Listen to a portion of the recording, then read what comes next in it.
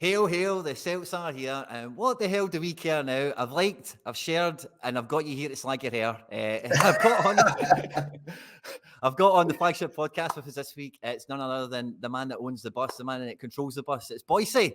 Boycie, good to Yes. see you. Good to meet you, mate. Hail, hail. Yes, Quinny, mate. Good to meet you, my man. Hail, hail. And aye, nice one, man. It's been a long time coming, mate. A long time coming.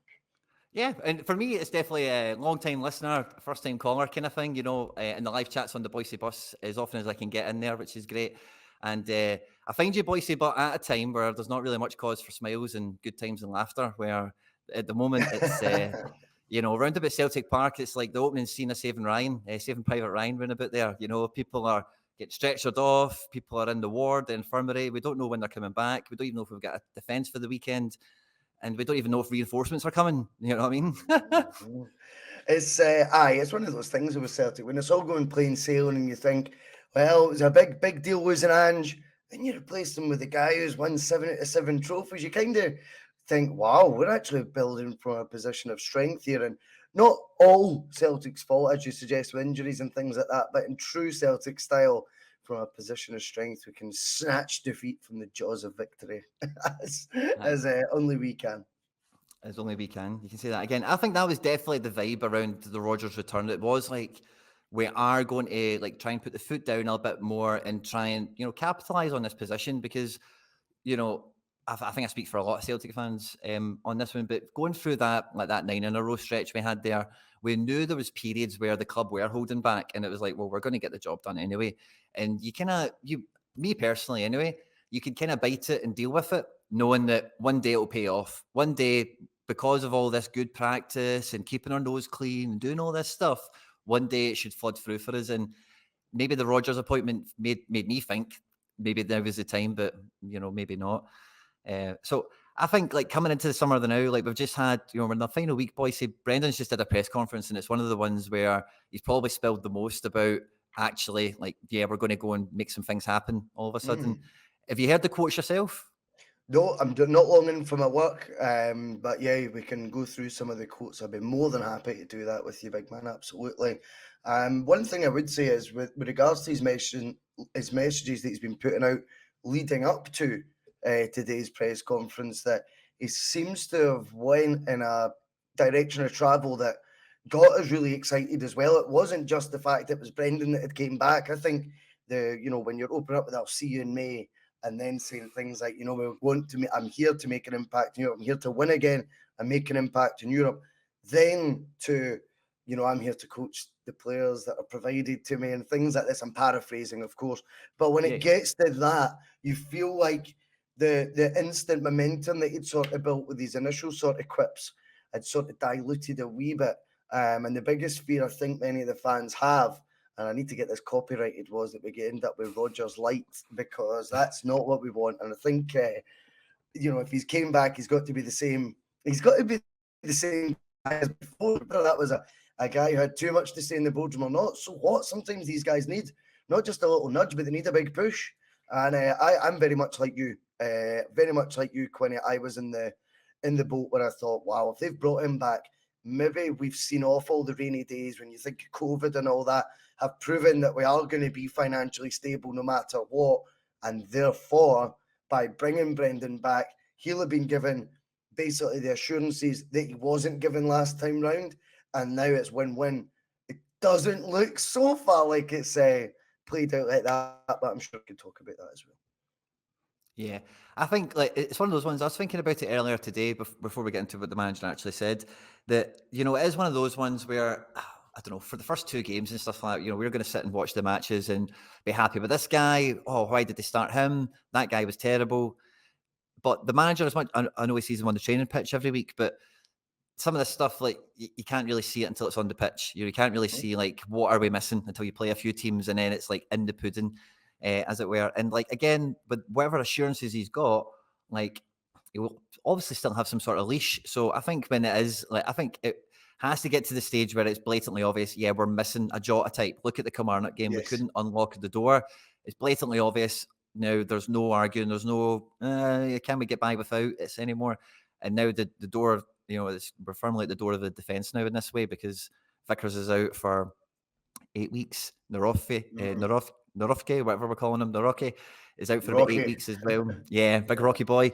Same as Stephen Welsh. We're going to get in the international window Hatate and Kobayashi back in the international window. They'll return to training then. And Alistair Johnson should make the weekend. Mikey Johnson will be back in training next week.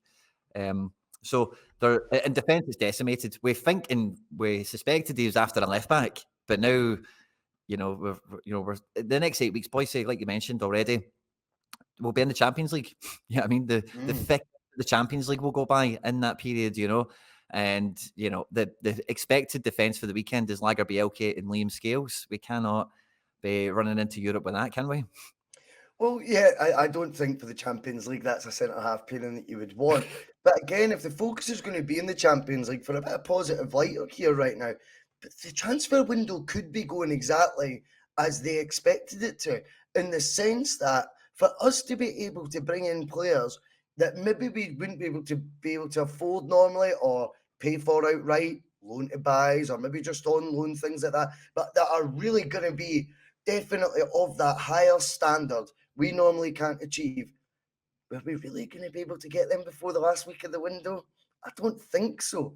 And I think what it might be is some of the targets, they'd be waiting on things like Premier League squads being announced, or just letting certain transfer situations play out.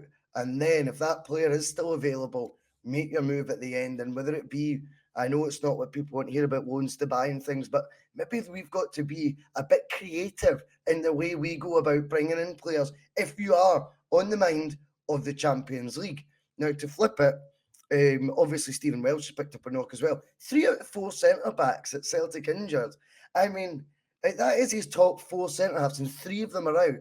The one that remains is a £3 million player, and then it's going to be we either go to likes of Liam Scales, or you maybe move Alistair Johnson into centre-half, or if there is a new signing made that can maybe play there as well. I've heard that KT can play at centre-back, but but I mean, I think when you look at it, 3 out of 4 centre-backs would be damaging to us at any point.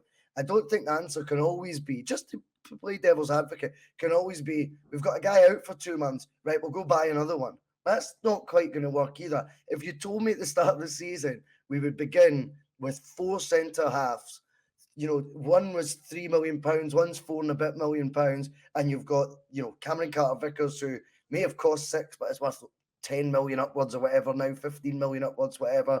And you would have another that Brendan Rodgers chose to reward with a 4-year deal this summer. I'd be okay with that. So the injuries are real bad luck. But I don't want to be too negative on it, because I think when I look at that position in general, I go, do you know what? I would have happily went into the season with it. It's just how luck's played out. But hey, we've got 7 days to maybe see if we can strengthen that department again anyway. Yeah. Well, on the importance of new signings, Rodgers said, especially in centre-half, is what he's going to try and push for, and it's someone for experience. So, I don't think they would have done this transfer yet. I make you right. I think, the squad depth is exactly where he wanted it. But like I say, I think with it being, I know normally you can't just go around and just, patch the leaky holes on the boat with these transfers for injuries, and we haven't really done it in the past. But, if we're going to get 2, 3, 4 games into a Champions League campaign without a centre-back that's fit that we've got at the moment, then we're basically writing the thing off, aren't we? With Joe Hart and goals, a left-back we don't fancy, and a right-back that's just back from injury. Didn't play much of pre-season, if memory serves me right. So I just feels like if we don't get a centre-back, particularly after the quote of an experienced one, I think it'll be a big letdown. We don't want a Shane Duffy, but... Yeah, that's true as well. That's true. And do you know what, though? The thing is, I wonder if that would be a once bitten, twice shy scenario where they go, well, hold on here. Everyone thought it was an experienced, dominating centre-back that we needed just to get us over the 10. I think, there's a lot of revisionism going on. I know fine well I was in the camp that's a perfect solution for us at the back, perfect solution. I think that's just being fair. We now know what unfolded and it wasn't. I just wonder if they might go, do you know what, it ain't worth doing that again right now. We've got the 4 that we want to work with. We're going to need to make do. Although, when you flip it, is that a Champions League mindset? Sometimes hurdles come along the road.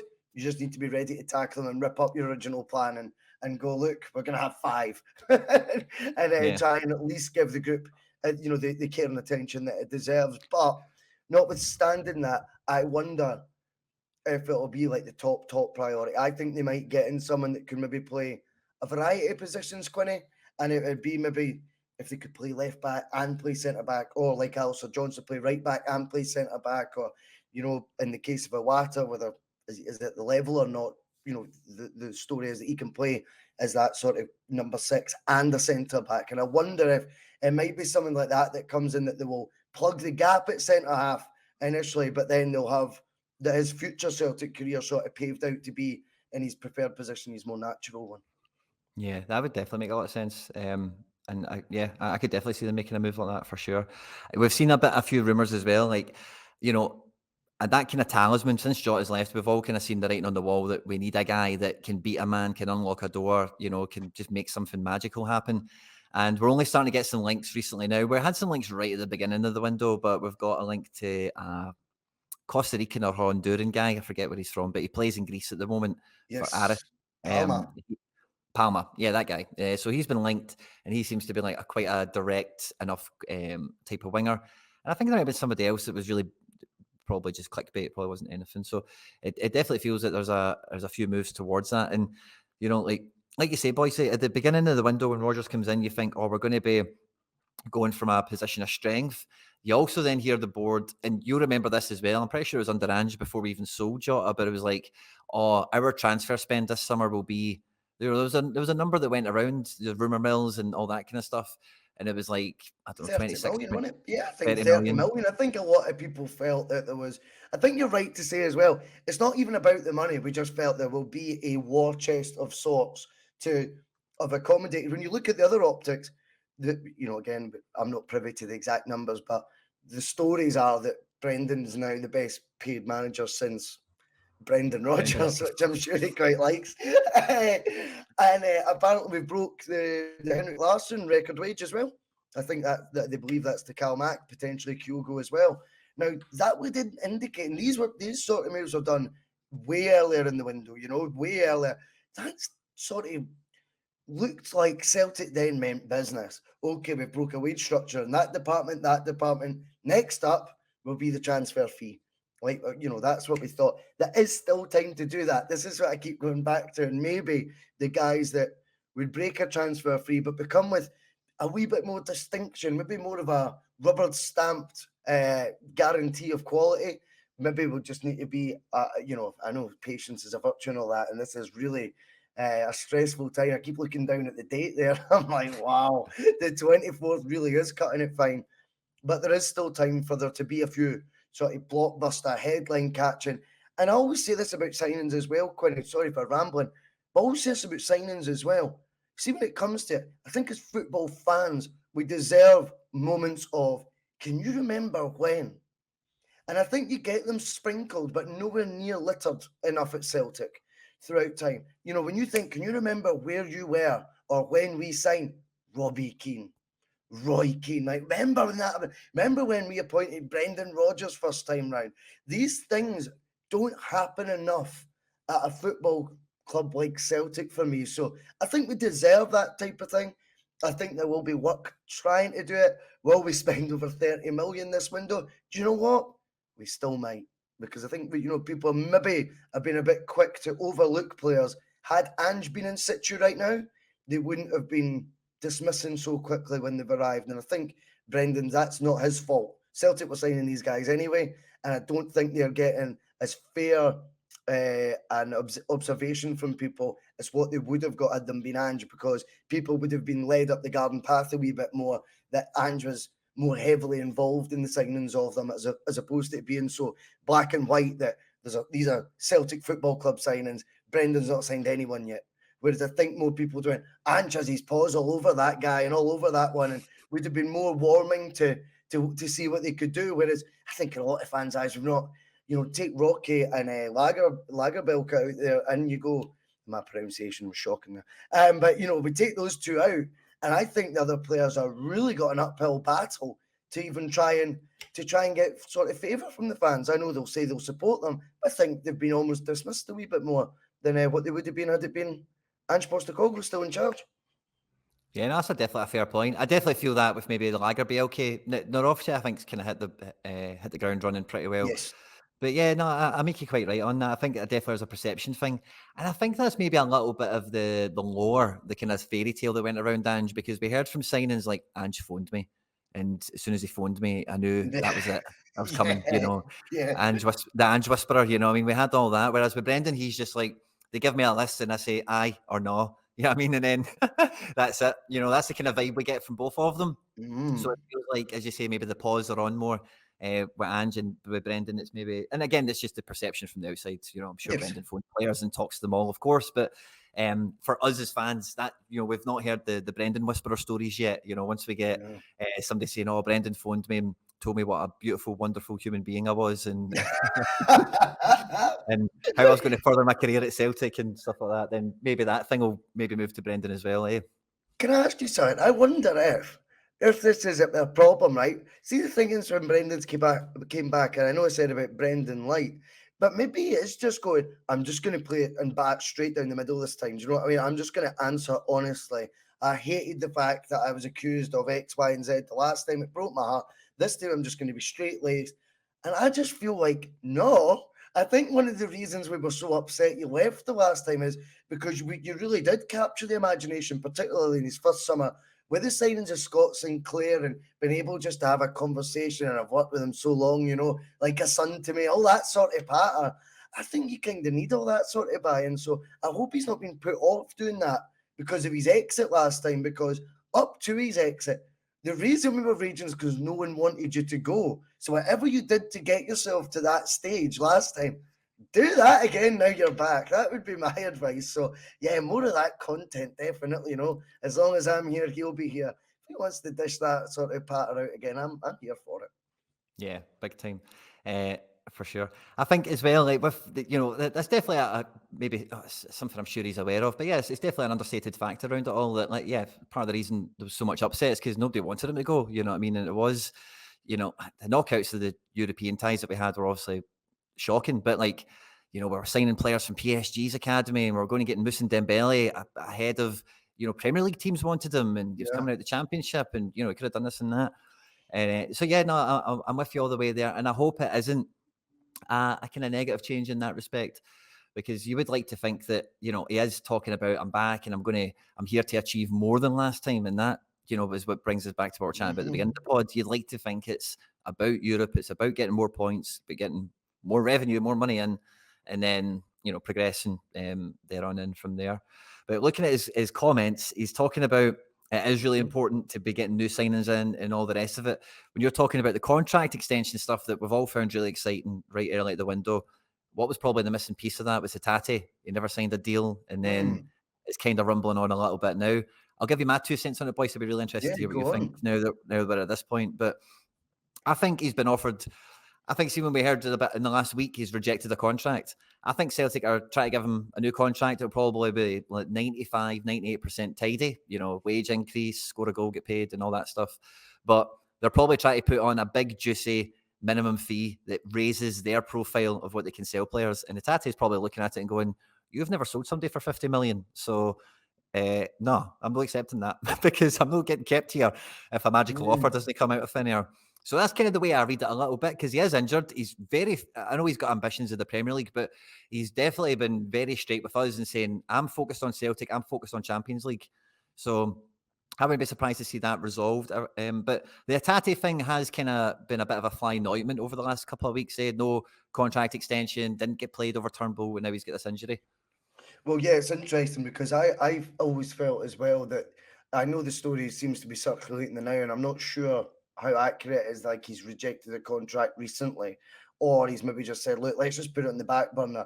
I would suspect that the window goes into phases. Now, I'm not basing this on anything other than just my creative imagination, right? But I wonder if the first phase of Brendan's spell here was who, if a bid comes in, head is going to turn. And it's like, right, okay, we don't blame you, Jota. It's 193,000 a week. That's fine. But see the guys who want to commit to me and want to stay here, and my job is to get you tied up. I want, longer term contracts that cement the futures of McGregor, Kyogo, Maeda, Hatate. I think Hatate rolls off that list, guaranteed back then. I think it's just coming to light because he's not signed the deal, he's not started a couple of games, and now they're just bringing the story like it's just all the parts are just all coming together with a week to go. But my instinct would tell me, Quinny, that to be honest, I think he would have been offered the deal back when the other players were. I think that would have made sense when you're trying to sort of decipher who's still going to be here come the next few seasons. Now, Celtic's still in a position of strength, 3 years to go on that one. Obviously, I know there's a lot of player power right now. But then again, see if that door does shut, that transfer door does shut, and you decide to what? Not try, not kick a ball. I tell you what, the club that you go to next ain't going to be as good as what you think by sitting on the bench in the SPFL, a league that gets looked on with complete and utter disdain by the top 5 leagues anyway. The only way you can get a move to these, these absolute powerhouse leagues where the money is absolutely crazy is by doing your bit on the park. Now, do you want to be Reo Hatate sitting on the bench in the Champions League? Does Reo Hatate's agent want Reo Hatate sitting on the bench in the Champions League? Absolutely not. So there has to come an impasse. And it felt to me, again, trying to be a wee bit positive here, that maybe he's just said, look, there's 3 years to go on the deal. I don't want to sign a new one now. Can we park it till the window closes? And then we'll maybe revisit it when things have calmed down a bit. But all this talk right now, whilst my agent's filling my head with this club, that club, blah, blah, blah, it's just all a bit much because if we've got Hatate for the Champions League, I know what you're talking about with the defence. He is a player I feel can actually be classed as Champions League quality once he gets into his groove. I know he had moments last year, but with 6 games experience now and not a win under in his record yet, I think he'll be a refocused one in the Champions League this year if we can keep him to them. A player with 3 years to go in their deal, mate, at 26 years old, being coveted by big clubs, and that we can do the business in the Champions League. It's a nice headache to have. Oh, for sure, big time. And I think Hatate is one of these ones that it's probably his whole Celtic career, it definitely divides opinion. Some people don't see why he's so important to the team, I think, until the matches where you miss him and you need him kind of thing. Sure. But it is clear to see in that Champions League setting, especially that kind of elite football arena, that you need a guy like that that's going to be on the ball, be comfortable in tight spaces and, can kind of operate all over the pitch. All the players we spoke about so far, Boycie, we're not going to see any of them at the weekend, and we're probably not going to see any of them the weekend after as well, of course, So this is like, I've been on the podcast so far this season, I've been saying like, it feels like up until the game next weekend, that's kind of like kind of what you're talking about. The transfer window's almost like stages, so that's like stage 1 of the season done. We're also out of a cup, which is a bit of a bummer. But getting those first couple of games out the road and also the first derby is probably a checkpoint, and also the transfer window, where it's landing, there's probably a checkpoint that the manager and the club have kind of been building around in that sense, Great point. So yep. With like 2 games left to go, and a lot of these key players out, I was really excited at the beginning of the season, but see, especially over the last week, I feel really lost in terms of, like, how good are we actually going to do this year at the moment? Because there's a few missing pieces, and then there's a few like injuries, and then how long will that be? And when will these games be fixtured in? And who will we actually get in the group stages? Will we sign some people? And it's so much more clouded than it was, say, like 2 or 3 weeks ago. Need to try and get that clarity back in the mind. I think I'm usually the worst for all this, and I've kind of, do you know what? Maybe it's just a fickle character trait I've got. But I remember saying last summer, this window is very underwhelming. I had said then, keep an eye on the board. We just got the first time in 15 years it was last year, guaranteed Champions League group stage money.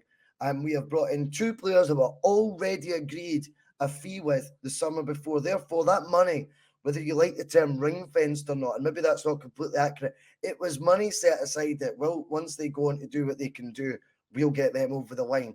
Then out with that, Jens is the only one who started the Champions League. I think he started 6 out of 6. He was gone by January. You look at Haksabanovic, he started 1. He did, hooked at half-time. Bernabei didn't start a Champions League game. Aaron Moy played 17 minutes in the Champions League game. In fact, Aaron Moy played for about 2-3 months. That was it. Very well during those 2-3 months. But I looked at that window and I called it at the time. I thought, not so sure about this one. This time around, I don't know. To try and give you clarity, I would say, has this all been magnified because we've exited a League Cup? the third most important competition domestically. That seems to have been, in my opinion anyway, watching the sort of the focus seems to have went up. There was always a camp before the defeat, by the way, that felt we hadn't done enough yet. But now it feels like every single person is now laser focused on what the board's next moves are. So if a result in the third most important competition domestically is going to trigger that, then maybe it was a hit none of us wanted to take, but could be worth it in the long run, because the pressure will ramp up now. Well, it has ramped up. You've seen it yourself. Out with that, we've still got Brendan Rodgers, who we were completely convinced would do well. We've just accepted for the first 10 minutes of the show how unlucky the injuries have been. We've spoke about losing a player of Jota's quality. We spoke, obviously, Aaron Moy retired after his 3 months. I don't think he would have gotten the team anyway, but that's a different point. He was a relative first-team player in the side last year. And I just feel that maybe if we keep the faith in the sense of the manager will get it right with the team no matter what, right? And he will, no matter what that group is, he will win a heck of a lot more games than he does in Scotland. I think he's got the track record, the CV to prove that, both here and down south. And the fact he's not really signed a player as of yet would suggest, unless he is in a personality transplant, that will change in the next 7 days, and maybe more in our favour because of the result. And we're 3 points clear at the top of the league. So it's interesting. I just think I do get why the waters are muddied, but I feel like there's a heck of a lot more negativity right now than there should be, albeit there's nothing wrong with pushing on for wanting better and things like that. I totally agree with that too. Yeah. One thing that's kind of coming to my mind is we're talking now. Like, I remember you saying on your channel how underwhelming you felt that window was. I was getting me flashbacks when you were saying that just now. But one thing that kind of brought on me as well is it was quite clear even under Ange that there was Celtic signings and there was Ange signings. Like Celtic didn't sign Kyogo, Dyson and those guys, you know. And you know, Ange, as much as he was whispering to them on the phone and stuff, he didn't sign Juranovic and Giakoumakis and whatever. You know, the club found those guys and brought them.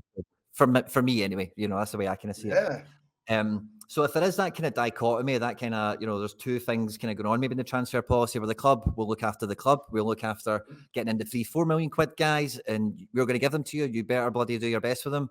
And then maybe there's like, right, well, go and get who you want, you know, with that part of the money. And then, you know, so maybe there's that kind of, and maybe these things take time, like you mentioned, and you know, maybe he's that'd be a fairer compromise. compromise, Quinny, wouldn't it, pal? That'd be a fairer compromise, because that's where both sides between Brendan and the club got it wrong last time. Now, I'm very much more in the team of Brendan Rodgers, that if you don't get me John McGinn for 2.8 million, but you can spend 2 million and 2 million for Shved and Bio the following window, that would irk me as well. But maybe he just also had a problem with Celtic signing players under his nose and wanted too much autonomy in a modern day football club. That ain't going to happen. There's going to be stay in your lane. But from a Celtic point of view, when players maybe by Rodgers and everyone and their granny identify John McGinn as being a player, then you had like Castagne, Piccini, things like this. And I just wonder if there's a bit where Brendan went, okay, I'm not liking more what you're doing because you're not doing anything on my shopping list that I want.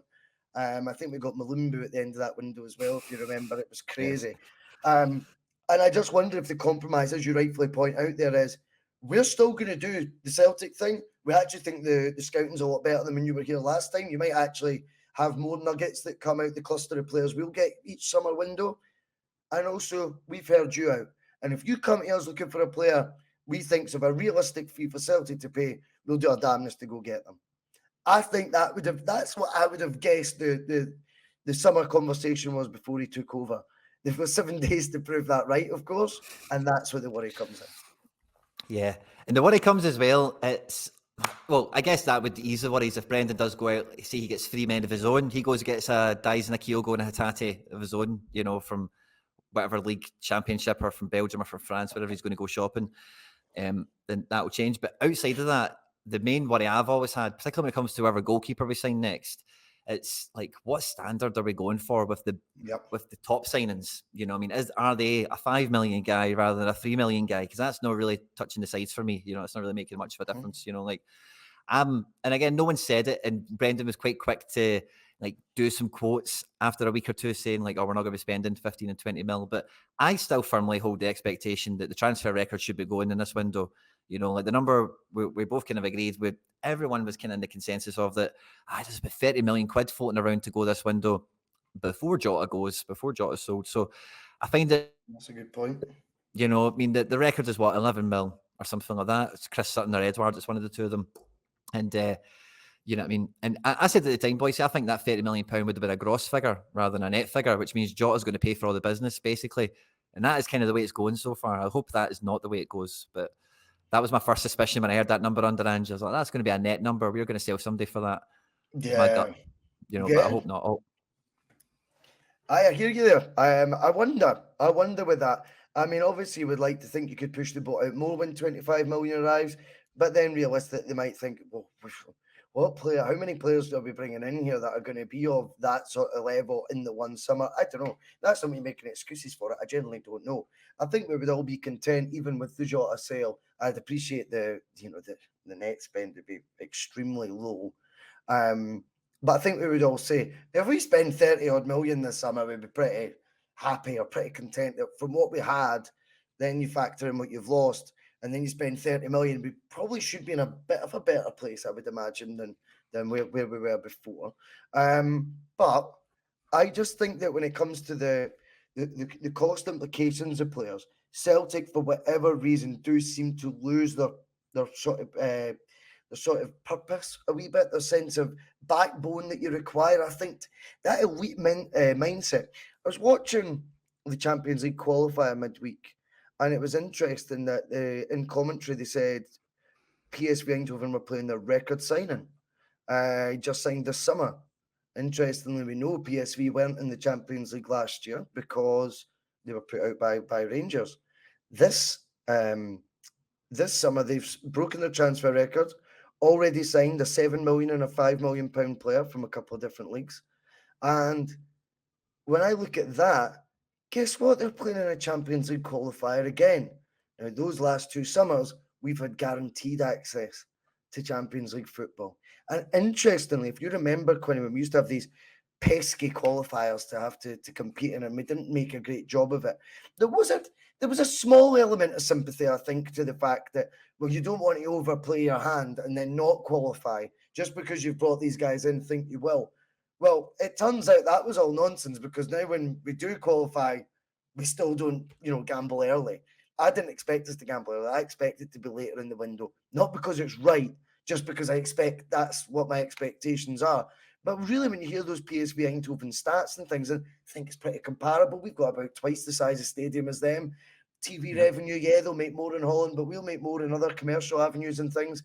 I just thought, wow. So even when they trip up, they don't sort of recoil, and they have a go. And I think sometimes Celtic need to have a go, Quinny. I know that sounds really simple, but even when we seem to have all our everything in order, such as guaranteed group stage football, that guaranteed revenue from the Champions League, there 2 seasons in the spin, we still can't quite find, our cojones in the market to go, let's go now.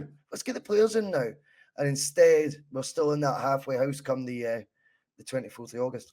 On that kind of note, the first 2 things kind of pop into my mind. I think part of the worry with what's happened to the club with going out to Kilmarnock is it's kind of highlighted, of course, any of the kind of domestic kind of frailties that we've got. And I think guaranteed group stages next year is probably more important, or it's probably more important to them than, let's say, 12 points in the season's Champions League. They want to make sure they get in next season. I'm sure you've looked at the format for next season. I know we've spoke about it already in this pod a few times. I won't bore people by spelling it out to them. But I kind of think, see, we're talking about that conversation with Rodgers and whatever back in Mallorca. I think part of that conversation goes, we're going to be going into this Champions League 10 games potentially every year. And that's when we're going to So this season's a wee bit more about, teeth cutting and that kind of thing. But with regards to PSV and the other European powerhouses, see, the main thing that I noticed, Boycie, from like being as close to all this stuff as I can get, is a lot of these clubs that do push the boat out and are like somebody that we should look at and think, wow, they're doing it. Why can't we? Like the PSVs, the Benficas, the Club Bruges, or whatever, is that so many of the staff, the club, the board, so many of those people are like organic fans, like out and out, you know. So not to go on too much of a tangent, right? But see in Holland, particularly outside of PSV, Ajax, and Feyenoord, those types, all of the clubs are tiny. Holland is a really small country, lots of small places in it, and all of those clubs are teeny tiny. And at the stadiums are, particularly the lower down you go, they're closer to pavilions, and in all the little communities, it's like in the little village, everyone works at the stadium. Not everyone, right? But like, you know, the tea ladies are locals, and you know, the ticket guys and the stewards and whatever.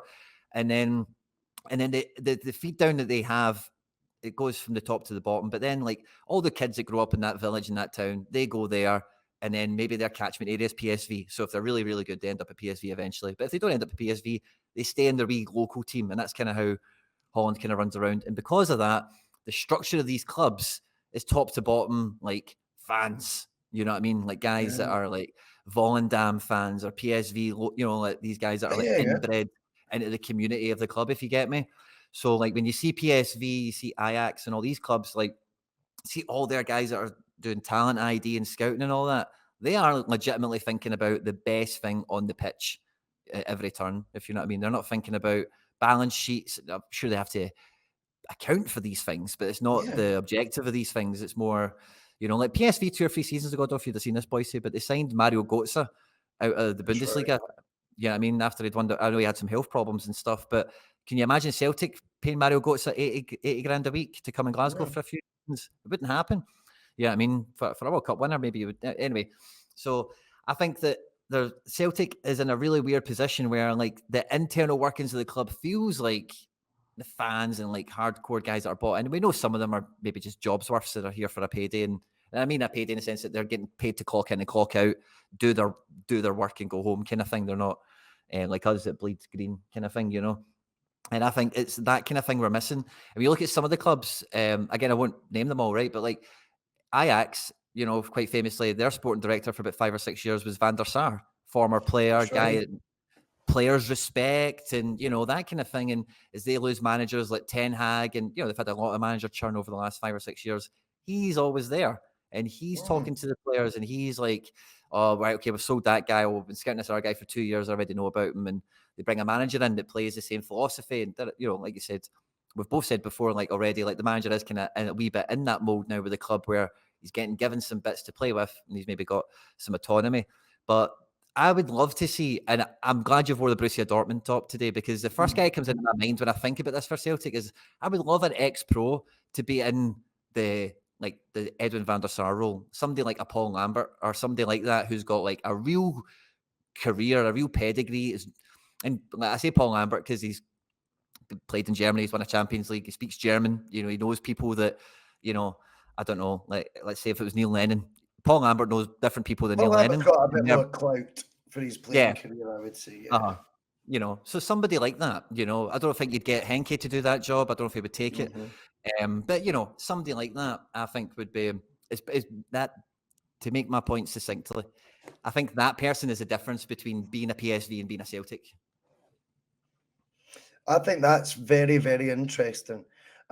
Because obviously we've had the same guys in situ for a long time now. I appreciate there's been additions, but to put it in a different way, we've created a rod for our own back at times as well with the negativity that is rife. And when I say I'm not being as negative as other fans, what I'd like to make abundantly clear is I don't necessarily blame them for that either. I'm just in a different mind space this summer, probably with a lot of that being blind faith and Brendan still being Brendan Rodgers, who tends to get what he wants eventually and won't go down and it be, you know, on him when he's not been backed whatsoever and things like this. But what the negativity you've got to look at 2 years ago, or, you know, when you go back 2.5 years in this protest and things like this, and it sacked the board, and it was day upon day, and it was sacked the board, and these fans entitled to that opinion, absolutely. And yet all it took was, whether it be, I don't know, Ange Postecoglou winning a few games, and suddenly all the heat from that seemed to change. And actually, the board played musical chairs. We've now got 2 Lawwells for the price of 1. And you go, and everyone's kind of like, oh, don't slag that last summer because Ange is in. Now everyone's kind of now sharpening the knives again for Peter Lawwell and things like this. my opinion was, don't bring him back if he ever was away, but don't do it if you don't need to, because what you've just done is give another layer to, if you have an underwhelming summer, the fan negative reaction. They will naturally and instinctively point to him and blame him. Whether he's to blame or not, let's be real, we don't know. If Celtic are being slower in the transfer market, is it because Peter Lawwell's back? We don't know. But you're going to suspect it. One thing you can guarantee is if he's not there, then you can't not know. You do know, because you know he's not there. So I just think things like this, and you know, the optics, if you'd said to those protesters outside, in 2 years' time, you'll have spent 18 months not caring who was in the board, it'll be the same guys, just all with different job titles, and there'll be 2 Lawwells for the price of 1. Can you just imagine what the reaction then would have been? So at times, maybe whilst the board are sleepwalking, we shouldn't always let results allow us to sort of sleepwalk our mindset either. If you were that convinced the board needed to go, don't let 3 points on the table muddy your mind. And with that, I'll go back to what I was saying earlier. If it was Brendan that a lot of from a footballing perspective, a lot of fans wanted, then don't let a League Cup exit muddy your head on that you know doesn't know how to manage, or has never been elite, and his style's slow and boring and crap. Don't be so reactionary on one result or a group of results. Also keep your eyes, try and keep them as balanced as you can. Easy for me to say. I mean, I don't always practice what I preach, let's be abundantly clear. But I do think that at times we've got a board there, just to go back to your original point, that are in situ because they've kind of been allowed to, when we really ramped the pressure on them, they actually didn't back down, they doubled down. And there's no two ways about it, Quinny. That is what they did. They doubled the Lawwells, they played musical chairs, and we all thought, oh, but we're winning, so it's fine. Don't be surprised when you find yourself having the exact same conversations you were this time 5 years ago, eerily, with Brendan back in the dugout. Aye, that's definitely a thought for sure. And I think, like, I'm not too up on a lot of the internal politics and workings of Sure. it. Like, one of the things I love hearing on your channel is, like, there's only one guy called chairman, so it doesn't matter if he's executive or non-executive, he's still the chairman, I piss him. I found that really funny the first couple of times, for sure. But I think a lot of this stuff, it's definitely, like, I try and plug into it. I try and make sure I'm up to speed with it as it's kind of going and whatever. And a lot of this stuff on the history of it is all quite obvious. But for me, like, Peter Lawwell, until I really got into, like, Celtic media and stuff like that and trying to make videos and whatever, I always thought Peter Lawwell was a guy that was really trying to fly the flag for us. He's in all these fancy board meetings with European clubs. Sure. He's on cool committees, and you know what I mean? And, like, we've got automatic qualification to the Champions League in the new format. They've made sure, like, clubs like us are looked after. And I don't doubt his voice in the room was any small part in that, because there's not many smaller clubs in those meetings, as it were. It is like us and Ajax and Benfica, and that's it. And it's everyone else is in the top 5. Your definition of smaller we can argue on, of course, no problem, right? But it's genius. That's genius business you've just described there, though, Quinny. But that's the way I've always we can't qualify for the competition, so I'll petition them to make it bigger. Or make sure if they do a European Super League, we're on the bus. We're on the bus. We're getting onto that Super League. Get some of that money.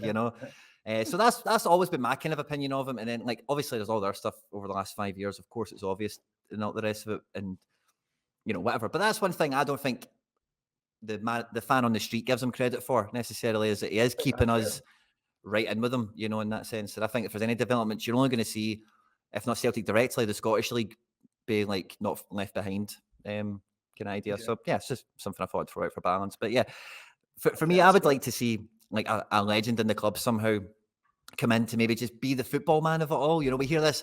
I was getting wee bells going off in my mind when you're talking about letting 3 points, appease your worries. It's like, the thing that's coming to my mind is it's like Man United syndrome with the Glazers. You know what I mean? Like, if they're winning 3 or 4 games in a row, nothing. But as soon as they draw, it's get the green and gold scarves out. We're selling them tonight, and we're going to go protesting. You know what I mean? So it's football fans. We're all very fickle. We all love 3 points. We all live weekend to weekend, and it's one of those ones where, yeah, when you are getting a bit too excited or a bit too upset about these things, you do need to kind of take a wee step back. Remember, it's a game and it's a club we love, and then remember, like, yeah, it'll be fine tomorrow. They'll get somebody before the deadline. We hope. But before we get to the deadline, we've got a big game this weekend, Boycie. Like we've kind of batted around at the beginning of the show. Normally we like to talk about like some predicted 11s and some score predictions and stuff like that. I think this game really, like Brendan said in the quotes, that he is moving on from the game rather than. So the question came to him something. This is on the Celtic YouTube page for his press conference, but the question came to him something to the effect of, "Are you demanding the guys bounce back from the negative result, or do you just move on from the negative result and just move on kind of thing?" And he basically said move on, but you expect them to kill St Johnstone at the same time kind of thing. So I think we all expect them to want to kill St Johnstone this weekend, and it should be a cracker. But with all these injuries we've got, we've seen how disjointed we looked at times against Aberdeen. We've also seen the Kilmarnock result, and we know the worries we've got in defence. Is this a banana skin waiting to happen? Is this going to be a drubbing? Is it going to be like 2-0 and we're all annoyed about it and there's a penalty or something? Or, is this one of those games where we get, right, okay, we've got to be bouncing back and then maybe we're not ready to bounce back? Where do I fit enough? stand? Where do I stand on it?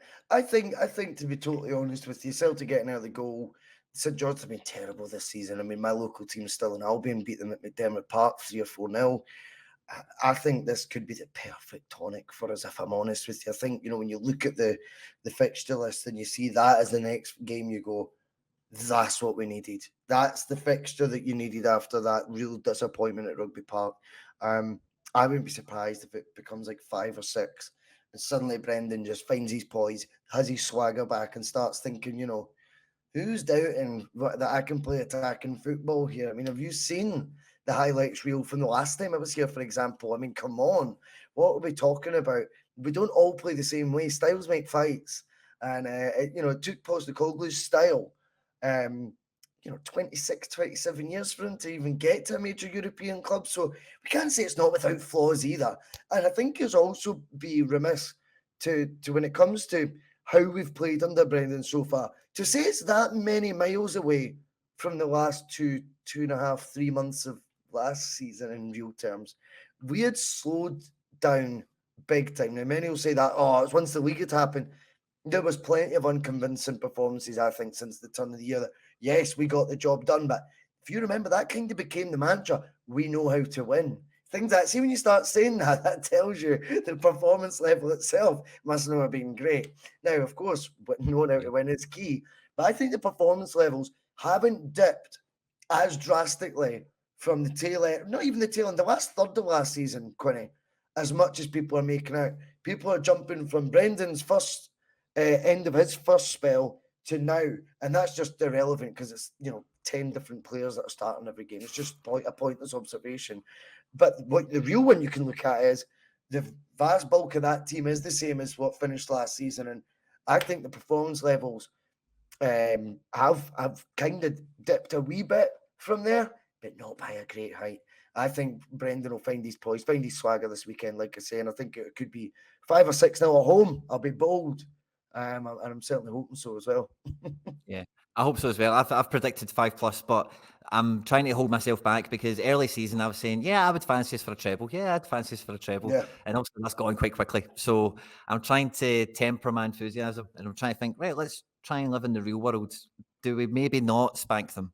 And just thought I'd throw that out. But, it's one of those ones. I think it should be, I think like the likes of Kyogo, Turnbull especially, after the last couple of games, a few of these guys should really have, fire under their backside to, go and put a marker down because let's say we batter St Johnstone 6 or 7-0, 5+. Does that really change our chances of the following game, given the defence and the injuries that we spoke about already? I know we need the morale boost in the lift, but spanking St Johnstone doesn't really, mean anything in preparation for an Old Firm. I say, given the injuries and stuff we've got, I would think it's a Yeah, different well, game. I think as well, when we factor in before the St Johnstone game, we've only got tomorrow to really sign a player. I think then it'll be between the St Johnstone game and the Rangers one that particularly will see, wow, okay, what's happening here with the signing? So there could be some curveballs in that lineup that again will render then the St Johnstone performance more irrelevant because they might get dropped right in at the start and 11. And it takes on a life form of its own, as they say, and all that. These games, either way, I think there's a lot more to be confident about in a guy that's only ever lost once to a Rangers team before. Someone who's really going to go into these games, not because the teams are the same. I don't want to sound like a hypocrite for what I said 2 seconds ago, but in terms of what these games, how they consume a city, how they consume our fan base, how the players, how to get them laser focused for it, how to prepare properly for them, how to keep your own mindset zen and level ahead of it. And one thing that I always felt with Rodgers was in these games, and I know everyone points to it, it's a bit of a run of the mill example, but I'll use it anyway. Was that, the 10 men when the game that effectively cost us that stand at Ibrox. I mean, I think when you look at his body language as well as the tactical work, he was able to have a clear mind when Simonovic is sent off, a completely clear mind, and a cauldron of noise, with the odds now going against us at 2-2 at that point, and he had a complete clear mind and made not an emotional, impulsive, caught in the moment decision. He made a tactically brilliant one. And I think that is such an advantage, having a manager who's been there in that environment doing that already.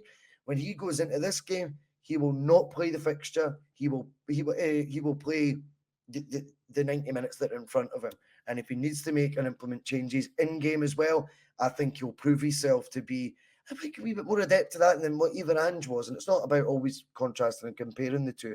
I accept that, but I don't think he'll be slow in making tweaks and changes in that fixture if he doesn't like what he sees or other hurdles arise, such as injuries and suspensions.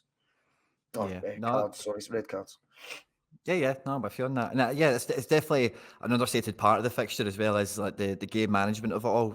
Ange had a decent enough record in these derby games, but definitely wasn't impeccable. And like we all bemoaned the substitutions for different reasons at different times. And it was just paint by numbers situation. Which just makes it a bit predictable and takes a wee bit of your element away. And Rodgers, he's definitely got a wee bit more of that. Could do something different. Could sub somebody at halftime. Could put. We're not doing triple subs at 60 minutes every game for tempo purposes. We'll let a guy get 80 minutes on form and really get into his stride a bit better. So I think that's maybe held some of the guys back. Like O'Reilly and Reo Hatate very rarely broke 65 minutes last year. Like very rarely. And that's definitely going to put a little ceiling on you. For how much action you're getting. So. I felt that with O'Reilly in the first game. Played 85, if not 90. Played a much longer game. O'Reilly looked better for it. Yeah, and I also take your point there as well. When you actually look at one thing Rodgers, I don't think does either is necessarily. I know Scott Brown maybe was his favourite, but he was in the team on merit. I think there was examples in the autumn time of last year where Giakoumakis, for example, is scoring. Kyogo isn't. Fair competition means the striker scoring then gets the nod. That's just fair. And I don't think in a month of Sundays he would have done that. It was quite apparent that Giakoumakis was it. And that was a bit of favouritism. Could you call it that? I think you probably could. And I think Rodgers, again, one of his best assets is he will be ruthless. And I think when you've seen Hatate dropped, I was glad you mentioned that earlier, for the opening day, I think that was because he started the Tuesday not preseason, James Forrest testimonial, sorry, and he was very careless on the ball in that. In fact, he gave a goal away. I know he scored a cracker himself, but there was a few over-the-shoulder blind passes he was making that almost as if you're not taking this seriously. This is the rehearsal for the league. And it was like, I'll not be shying. You might got away with that before. I'll not be shy in taking you out the team. And that was him laying a bit of a marker. Of course, we turned that into Hatate's out. He wants away. Rodgers doesn't rate him and all that stuff. But he's willing to take all that on the chin.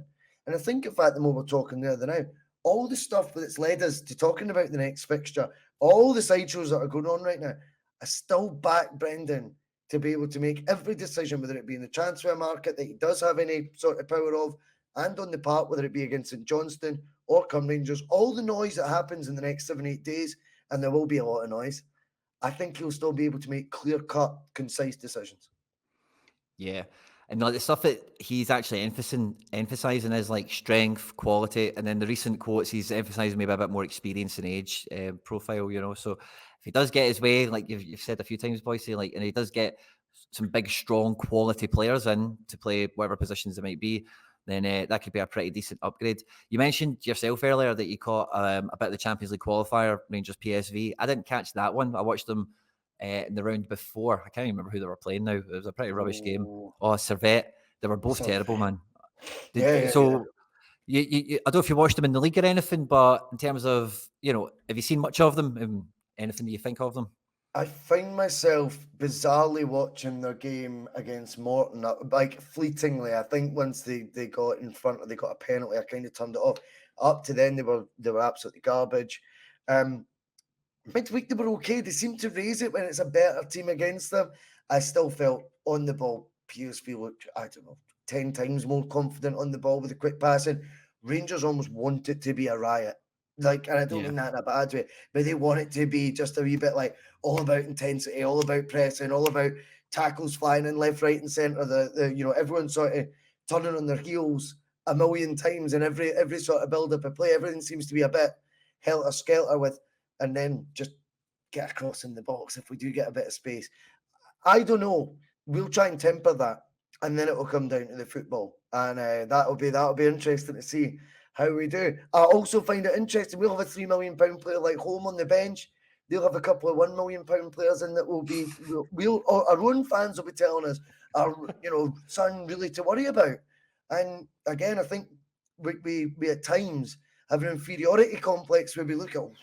He's in the Rangers team straight away. Yeah, of course he is, because the squad wasn't that good. We signed project players for 3 times as much as some of theirs. So, have a bit of faith in the boys that we've got in Brendan's methods, and I look forward to all of them. Aye, I always look forward to games every weekend. I'm always, especially over the last like 10 years or something. Obviously, win more than lose, but every weekend, I think it's maybe a Celtic thing, of course, as well. But you can't look at a game and not think about Celtic winning it. St Johnstone is very easy to do, but honestly, like looking at the next weekend, it's probably one of the few times over the last, like, let's say, decade or something, but it's especially with that fixture, I'm like, oh, actually, I don't really know how that one's going to go too much. No defence, no playmaker in midfield, and a few bits and pieces. I think definitely it's going to be helter-skelter over the remaining transfer window. And again, like we've seen a lot of really important debuts in these derby matches over the years as well, some of them for better and for worse. So I never even thought about that as a potential kind of outcome over the next couple of days or so. So yeah, that could definitely be exciting. If you were to, let's finish on this. There's no point in score predictions. We both think it'll be a killer, right? If you were to sign one position, boys, you can give me a name if you like, but if we were only going to get one guy Brendan wanted, what position would you want him to be?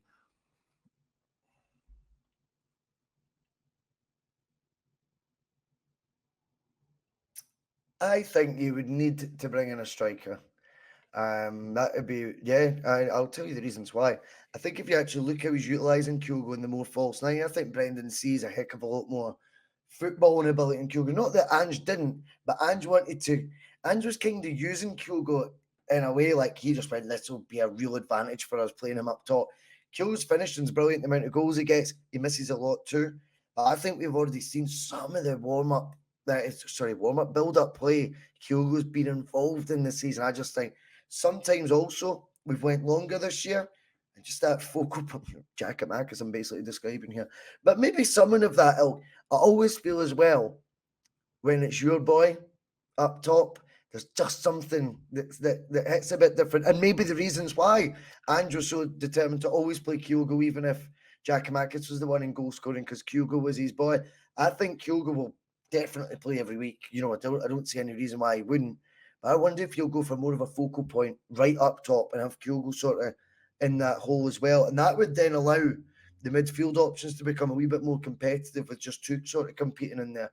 I wouldn't be surprised to see a change of foot there. And I think that one would have the most impact in shifting the fans' attitude, because it might make us, whether it be more direct, we might start scoring more goals, looking a bit more of a threat. And then you would see, of course, as well, the biggest difference is there. Do you know what? We might even play 2 up top. It could happen. Well, if we go 2 up top, we could have 3 at the back. That could be the way it goes as well. So, yeah, I could definitely see that. Striker's a great shout, Boycie, because it is a different one. It's not one that definitely, when I talk to people throw out there. Who was on the bench, Quinny? Who was on the bench last week? Yeah, it's a great point, in the face, Yeah, for sure, man. The first thing that always pops into my head right now, I just can't shake it, is goalkeeper. Like, it's just, I just can't shake it off me. So I was really glad to hear you say striker there. And if I'm not going to say goalkeeper, I would probably go into left back. I think if Rodgers was going to spend like 7 million on an upgrade, I don't know. We spoke about defence, and we're not to rehash any of that for centre back, but he clearly isn't convinced by Taylor. I think Taylor could convince him, like to an extent, but I think it's clear for us all to see that, similar to what you're saying with Kyogo, Ange was only going to use Taylor in a certain way, and by pure luck or happenstance or whatever you want to think of it, Greg Taylor is perfectly suited to play in that position at this level. He's insane at it.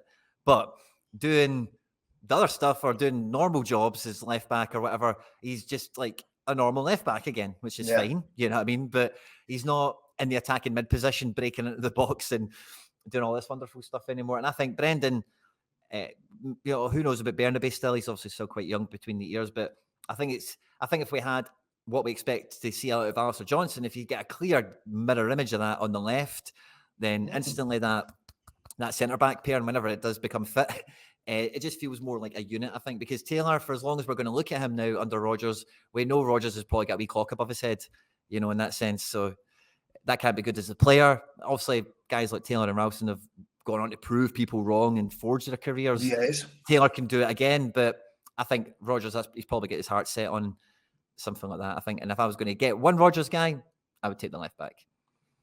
I like it. I think that's hard to argue with. He's probably got a Rodgers guy in mind. Yeah, let's hope so. If you've enjoyed this, I hope you all have. Don't forget to like and subscribe. Get into the comment section and let me and Boycie know if you were to get one Rodgers signing in, what position would you take? And I'll certainly pick up on the next one. Boycie, it's been an absolute pleasure, mate. Thanks a lot for coming on the show. It's been great. Thank you, mate. No, enjoyed it, Quinny. Always a pleasure, mate. Top lad. Nice one. And anyone that's going to the game, travel safe and hail, hail.